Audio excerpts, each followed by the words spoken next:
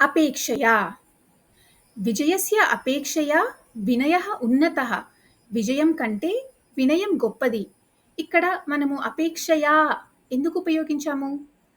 ఒక విషయంతో పోల్చుకుంటే, కంటే ఈ పోలికను చూపించడానికి అపేక్షయా ఉపయోగిస్తాము. ఉదాహరణకు ఆమ్ హ్యః అపేక్షయా అద్య సమ్యకస్మి.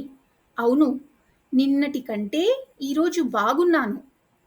బెంగుళూరు నగరస్య అపేక్షయా మైసూరు నగరం సుందరం.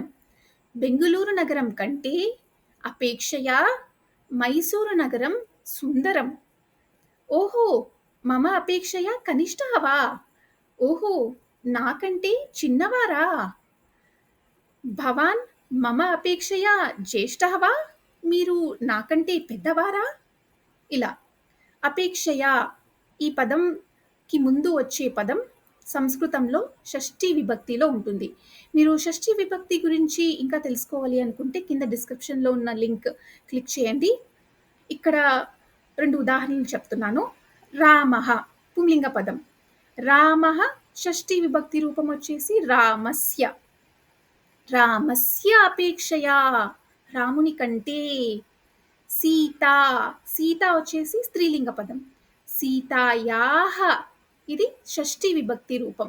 సీతాయాః అపేక్షయా సీత కంటే. ఇలా. ధన్యవాదः.